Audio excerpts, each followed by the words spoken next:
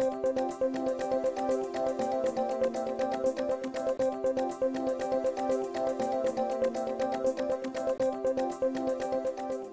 for me, it's a special pleasure to announce the program we have. It's the business outlook for Louisiana companies in Italy. And we have two distinguished speakers today who will talk about Italy and how we in Louisiana can invest, but also how Italian companies are interested in what we have here to offer in Louisiana. And we will, Honorary Consul of Italy, Arnaldo Partisati, will let us know more about their bios. We will have Consul General of Italy in Houston, Fabrizio Nava, and also the President of the Italian-American Chamber of Commerce of Texas, Brando Ballerini, here today. Before we start, I would also like to thank our sponsors, because without those sponsors it wouldn't be possible. So I would say thank you to the Consulate General of Italy in Houston, and also to the Italian-American Chamber of Commerce of Texas for being a sponsor near Louisiana economic development. Prior to start, I wanted to also mention several people in the audience. I said Arnaldo Partisati, Honorary Consul of Italy here in New Orleans. Also, Paul Anderson, Honorary Consul of Germany here in New Orleans. Mr. Clevery is the Honorary Consul of Finland, also sitting here. And as well, Valerie Matrone from the Mayor's Office, Mitch Landrew, sitting at the table there. And also the Port of New Orleans, who is present as well. But said this, I would like to please, if Arnaldo, please can you come up here? Thank you.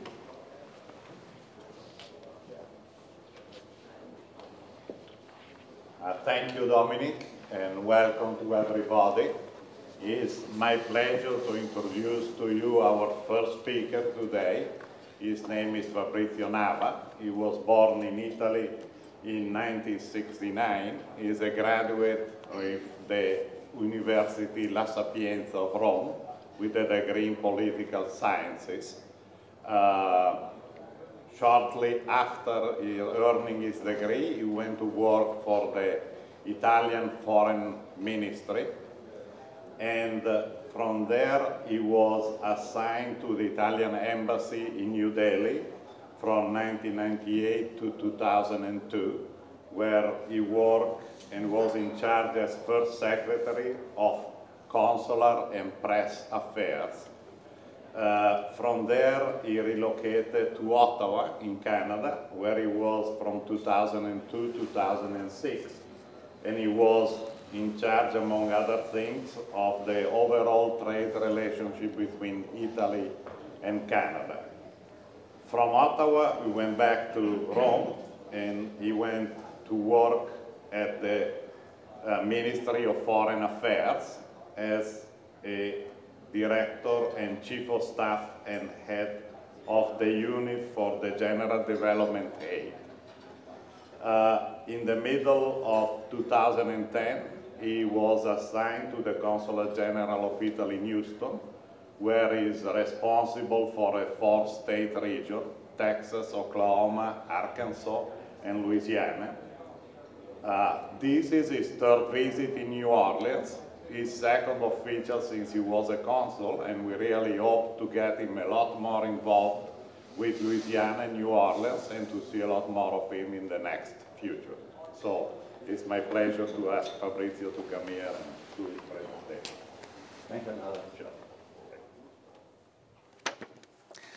Thank you, and a very good morning to all of you. Thank you for coming and for wanting to hear something about Italy and why Italy matters for Louisiana and for the US in general.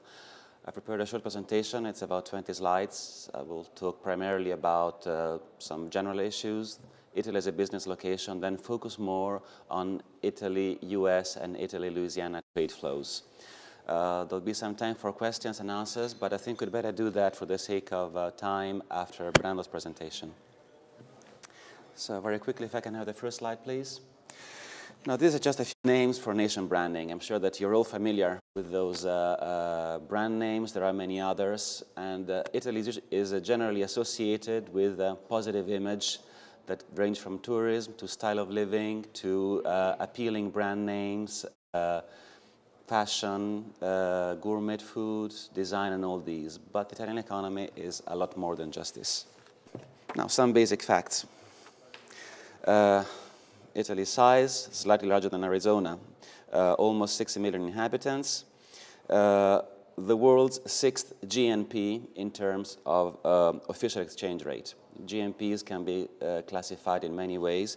This is one of them, and I've highlighted it since Italy is the world's 6th economy and the 4th in the European Union. GNP per capita, it's in US dollars, 30,700, meaning that purchase power is high. And growth in the fourth quarter 2010 is 1.3.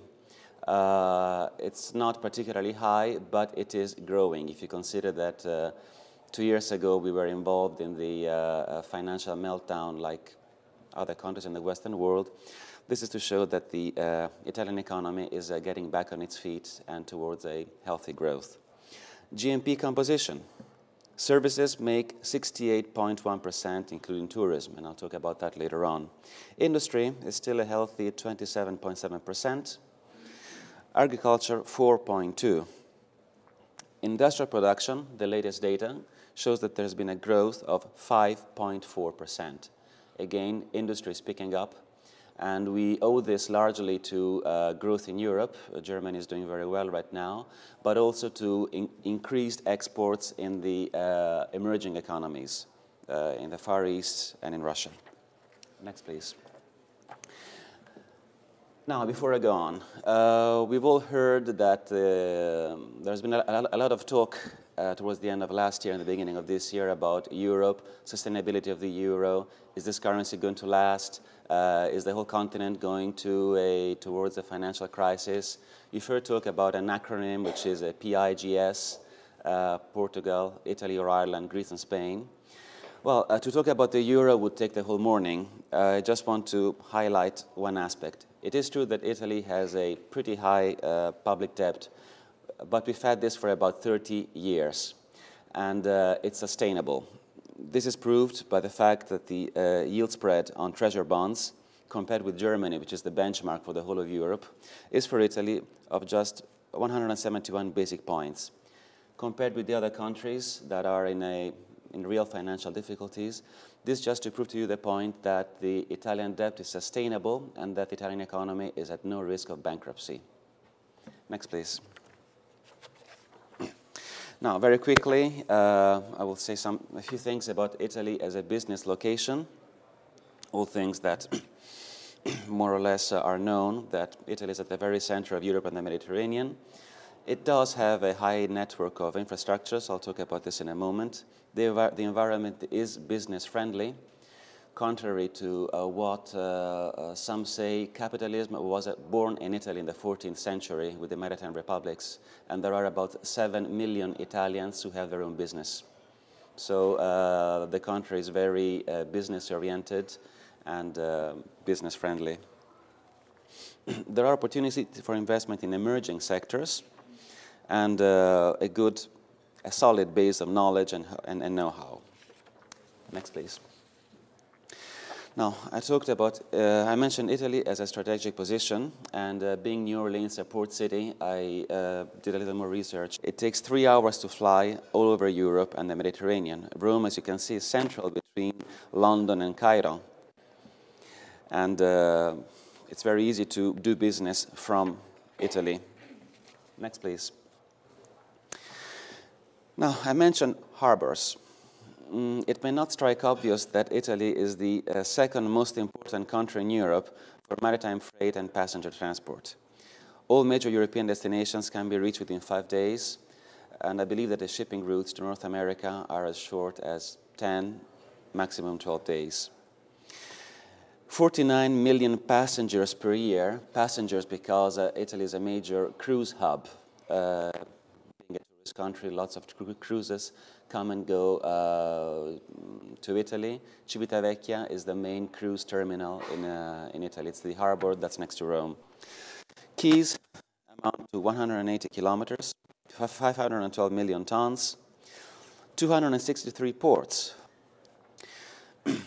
And it's interesting to know that the southern ports, Gioia Tauro, Taranto, Cagliari, Naples, and again Civitavecchia is beefing up to intercept transshipment traffic that serve freight traffic on ocean routes. Next, please. Just a very quick graph to show that Italy is the second country in Europe for number of ports after Greece. Next, please. Road and rail. Again, Italy is one of the most highly developed road and rail networks in Europe. We have 1 million kilometers of roads, which is the second longest network in the Europe of 25 after France. As a point of interest, I will tell you that some of these roads still trace back from the Roman times. But they've been maintained and upgraded. 6,500 kilometers of motorways, which you would call freeways in this part of the world, which are 13.7% of all the motorways in the EU. And interestingly, we have a very extensive rail network, 16,300 kilometers of track, the fifth longest in Europe, and 8.2% of the entire rail network in the EU. 100 million tons every year, 753 million passengers every year. As an update, next please. Last year, high-speed rail was introduced on the Rome-Milan line. You can go from Rome to Milan in 3 hours.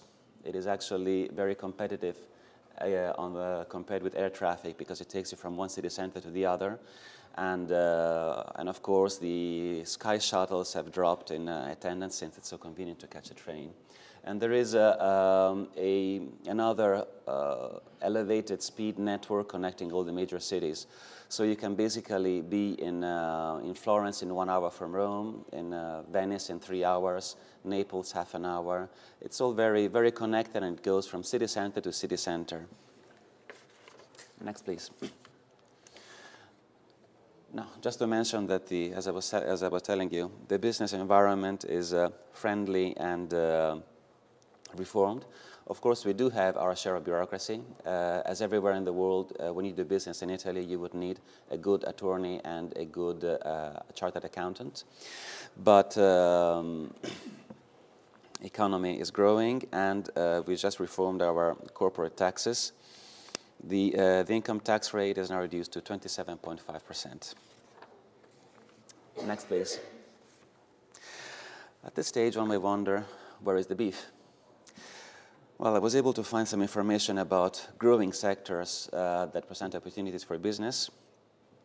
And as I was saying a moment ago, 60 million consumers with a high purchase power and with a very sophisticated taste.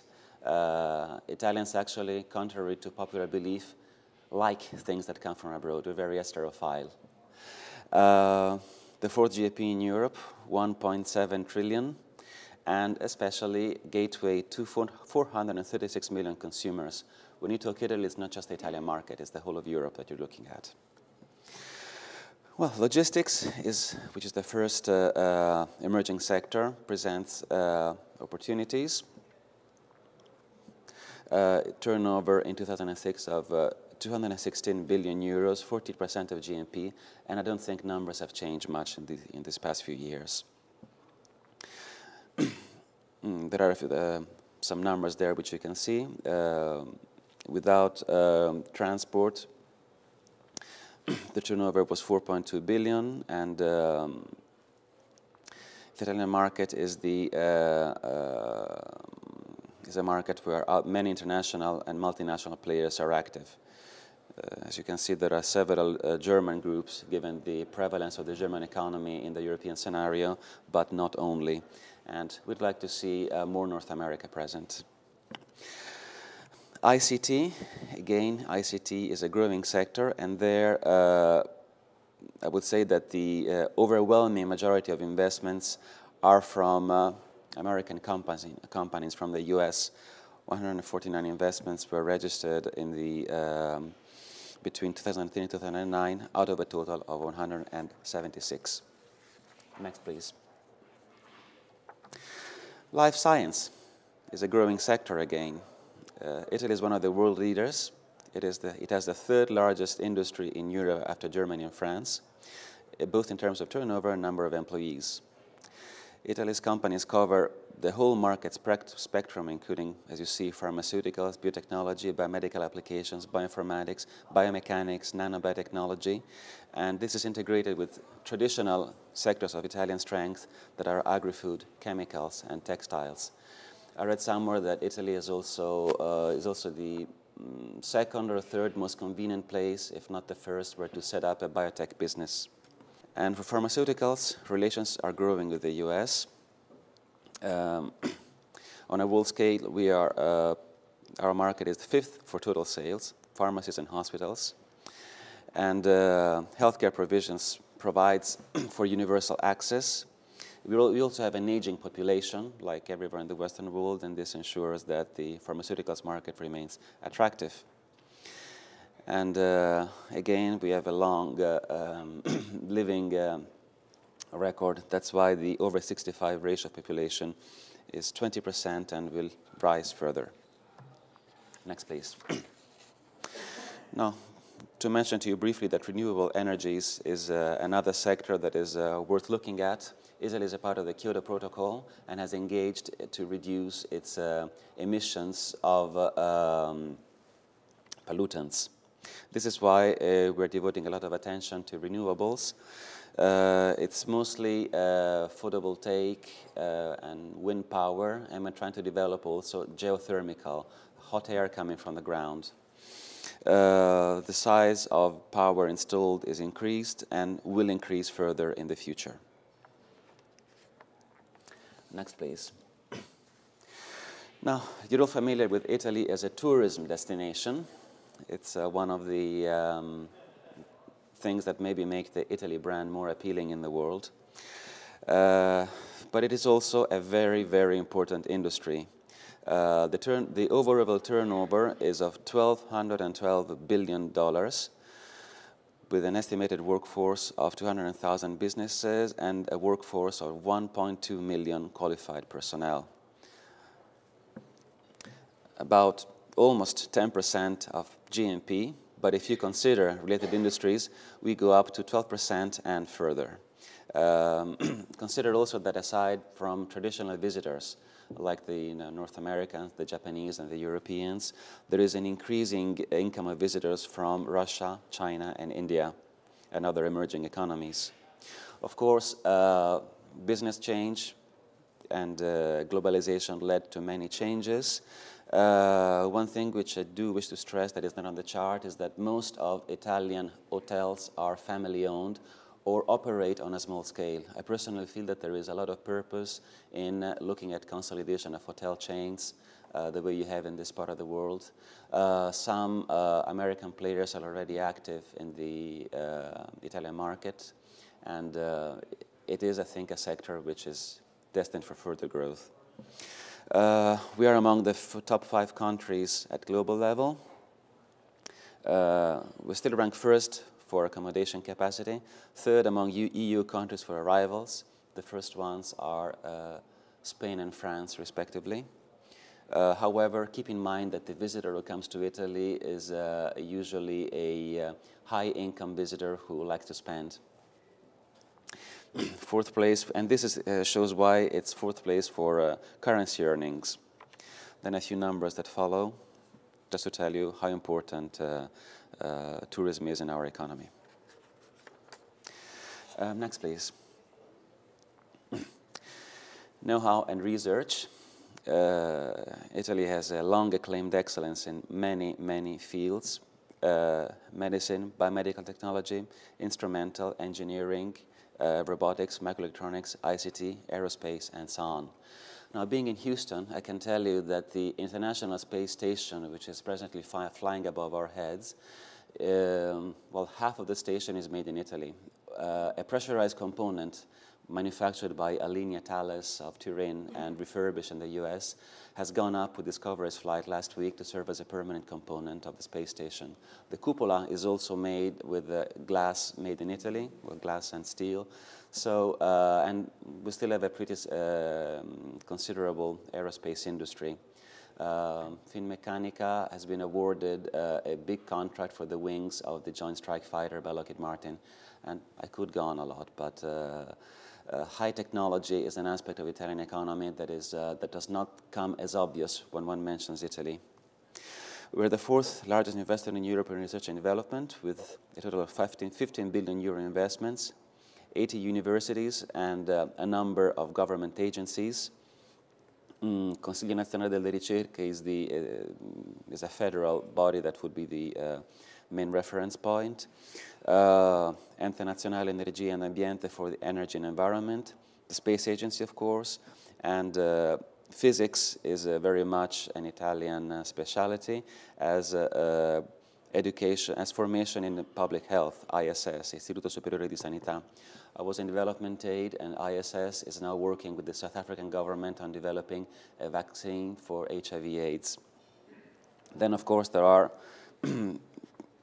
cutting-edge private international research, Ericsson, which is conductors, Motorola, Siemens, telecommunications, and a lot of other things. Next, please. Now, this chart is quite an interesting one. There are, of course, 1.8 college students and an average of 3,000 graduates each year, skills and creativity in all sectors. If you look at the first chart, Italy ranks as second on the service sector productivity for the GDP, on purchasing power parity, and especially the second chart, which is employment in the medium, high, and high-tech manufacturing industry. Actually, Italy is second after Germany. 7% of our how do you say it in English? Well, of workers are employed in the high-tech industry. Next, please. Okay, this one I do not need to spend much time on. Italy is a country brand that is known and appreciated in the world for a number of reasons. It has a strong appeal when it comes to talk about cuisine, about tourism, about other things. Next, please. Now, I've spoken so far about Italy as a business location, highlighted a few sectors which I think are worthy of your attention. We'll get now more into detail of the Italy-US and Italy-Louisiana trade. Italy is the 15th trading partner of the US per volume. Italian exports have grown in 2010, 7.3%, but I would like to draw your attention on the chart under the third column, variation, US exports to Italy. The increase has been double-fold. 14.24% of increase of US exports to Italy. I think that's a very interesting element to keep into consideration. Even if right now Italy still has a trade surplus with the USA, which is that of $6.6 billion. Next, please. Now, these are the Italian exports to the US. The first item is mechanics. Mechanical tools, tool machinery, high mechanics, precision mechanics. It's the Italian item that goes stronger in the USA. The second, as one might expect, is fashion. The Made in Italy brand is still very appealing. Petrochemicals range third, and being able to sell oil and gas to one of the world's major producers talks length about Italians' business ability. Food and wine, of course, that is understandable. Pharmaceutics, that's also an unexpected number 5. Home and furniture, that's gone down in the past year, but it still remains significant, and other are just minor things that are still relevant in their own sectors of business, but don't make the chart as much as these do. I was not able to find elements about what are the main US exports to Italy. I can tell you out of common knowledge that agriculture is an important item, aerospace materials, and petrochemicals. but there are many others that form up the trade balance. Oh, we're there already. Okay, this one is a very interesting chart. It is the US-Italy relations per state. Understandably, New York is the top trader for historical reasons, for having such a big community of Italian origin. I was surprised to learn that Texas is the second trading partner of Italy in the US. California is understandable, Georgia, Illinois, Louisiana. Louisiana is actually the sixth trading partner of Italy. And if you look at the size of the Louisiana economy compared with that of New York, Texas, or California, I think it makes a lot of sense from Louisiana to look at Italy as a trading partner. And it also speaks a lot about the importance of the South in Italy's trade relations with the US, and it's something which I intend to work on in the coming years. Next, please. All right, these are some more specific details about trade with Louisiana and Italy. Just to prove my point, exports from Louisiana to Italy grew by 35% in 2007-2008, against a 9% of growth from the US. The decline was lower in 2009-2010 than the average. We still don't have the data for 2010, but I'm sure that, again, the increase will be greater than for the rest of the US. The major export industries from Louisiana to Italy are food manufacturers, 30%, petroleum products, metals for manufacturing, and chemicals. Next, please. And these are some more specific elements about the Port of New Orleans trade. Top 4 exports have been vinyl alcohol, PVC resins, paper, paperboard, Titan dioxide, wood pulp. Imports, steel, iron pipes and tubes, coffee, ferrosilicon, steel wire rods. Of course, not all the trade between Louisiana and Italy goes through the Port of New Orleans. Still, it's interesting to see what are the main items that are being shipped. The reason why you see coffee is because Silocaf is an Italian investment here in New Orleans that manufactures coffee for Fulgurs, and they bring in a lot of coffee beans, but we don't grow them in Italy, actually. They're just on their way. Next, please. Well, this is the point that I came to promote today, and it's that Italy and Louisiana are already significant trading partners, so we're not saying nothing new by my being here today. What I do wish to stress is that there is a strong potential for growth in this relationship. And next, please. Okay, it appears that the PowerPoint presentation doesn't work well. There was a big grazie coming out like this. Okay, so I don't have to complain with Microsoft. Thank you for your attention.